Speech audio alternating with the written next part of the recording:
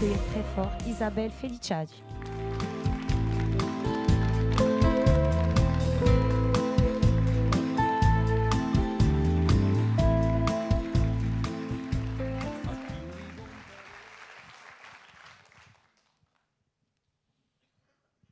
Bonsoir à tous et à toutes. Je suis très heureuse de vous voir si nombreux ce soir. Je voudrais vous exprimer la joie que je ressens et ce sentiment de fierté qui m'anime, la fierté d'avoir rejoint cette équipe dans laquelle l'humain passe avant les idées politiques, puisque nous avons excusez-moi, je suis très émue.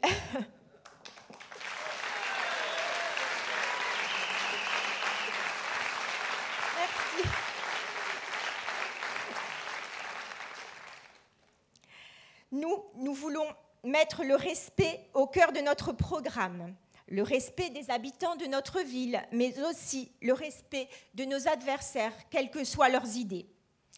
Jean-André a su nous rassembler autour d'un projet qui va permettre à notre ville de sortir de cette léthargie et enfin de rayonner.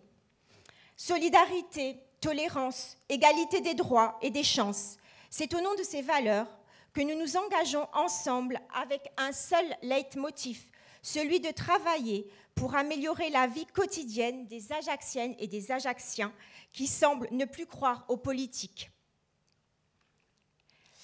Pour faire le point sur mes engagements, je tiens tout d'abord à vous rappeler que je suis issue d'une famille de droite qui a initié dans les années 2000 le courant corsiste dont la base est une autonomie de la Corse. Puis, qu'au sein même de l'Assemblée de Corse, je pense avoir toujours été dans une opposition constructive. J'ai toujours su prendre des décisions dans l'intérêt de tous les Corses, sur plusieurs dossiers sensibles, dont celui de la motion du 31 mai 2018 portant sur la volonté d'apaisement de la société et des élus corses dans le jugement à venir des militants nationalistes, pour laquelle j'ai bien évidemment voté.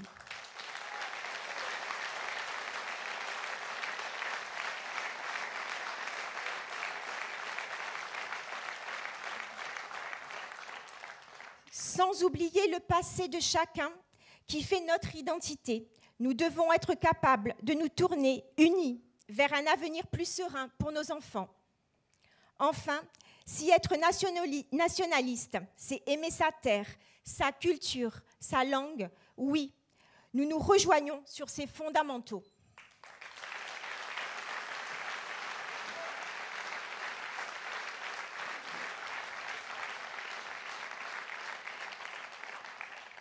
Pour ceux qui ne me connaissent pas, depuis ces quelques années où j'ai eu la chance d'avoir plusieurs mandats, je n'ai cessé de travailler pour l'intérêt collectif et aussi le handicap.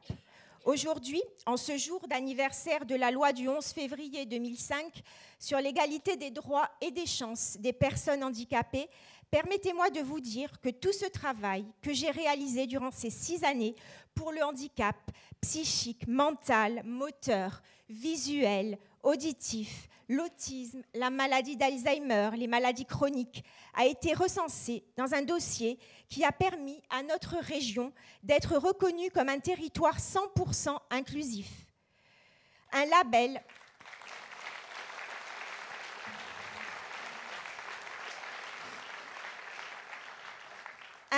qui permet aujourd'hui à la Corse d'être prise en exemple national par l'ARS dans tous les départements de France.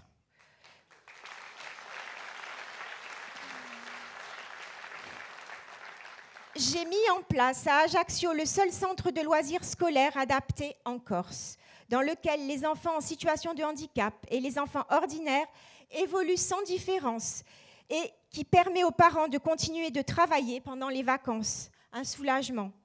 Aujourd'hui, il est aussi labellisé par le gouvernement avec la marque « Tous mobilisés, tous concernés ».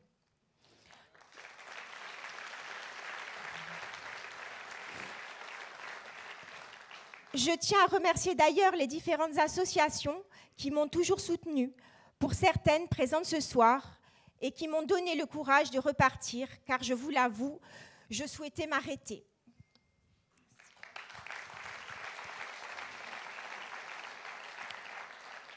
Je suis aussi fière d'avoir permis, avec mes amis, anciennes conseillères départementales ici présentes dans la salle, que je peux nommer, Nathalie Rougier, Rizanetach, Marie Zoukarel, Marie-Thérèse Baranowski, d'avoir permis à la ville d'Ajaccio de rénover la route des Sanguinaires, la route de Saint-Antoine, le boulevard Sampiero, sans compter le vote des allègements d'emprunts qui ont redonné un souffle aux finances de la ville. Enfin, je vais vous parler un peu de moi, même si ce n'est pas ce que je fais de mieux. Je suis née à Saint-Jean, j'ai grandi dans la rue Fèche et vécu mon adolescence au Sanguinaire. Tout ceci pour vous dire que je connais bien ma ville, ses habitants. Il ne nous est plus possible de continuer à laisser les quartiers s'opposer entre eux et délaisser certains au détriment des autres. Il faut renforcer notre présence partout avec des délégués de quartier qui tiendront des permanences tous les 2 mois dans les centres sociaux des Cannes, des Salines, de Saint-Jean, de l'Empereur, à la mairie annexe de Mezzaville. Ne pas hésiter à en créer d'autres vers les Sanguinaires ou bien encore à Pietral ou au Vade. Il faut permettre à notre jeunesse sans solution de retrouver de l'espoir, confiance en l'avenir. Nous devons permettre aux jeunes de se déplacer gratuitement en bus le mercredi, les week-ends, durant les vacances. Parce que je trouve aberrant de faire payer à un adolescent 6 € un aller-retour en bus à la plage alors qu'on vit sur une île.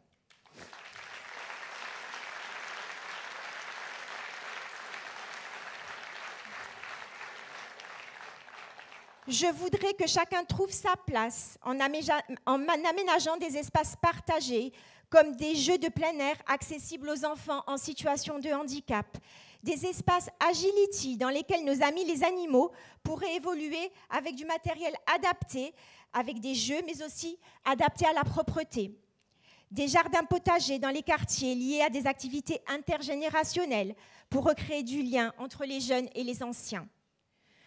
Nous nous devons de penser une ville moderne, de réduire les inégalités sociales qui souvent engendrent des problèmes psychosociaux. Il faut revenir à des fondamentaux, arrêter de construire pour construire, mais plutôt bâtir un avenir éco-responsable en mettant au cœur de nos projets le développement durable, le bien-être et une santé liée à un environnement plus sain. Pour cela, je remercie Europe Écologie Les Verts de nous soutenir.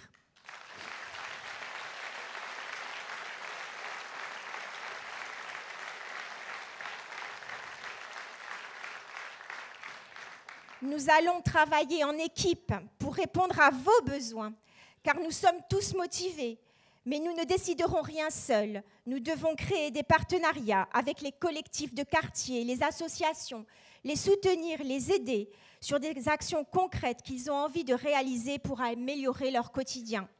Croyez-moi, nous nous donnerons les moyens d'y parvenir, car le travail paie. Créer une ville unie, c'est montrer l'exemple, c'est ne laisser personne sur le bord du chemin. Je vous remercie.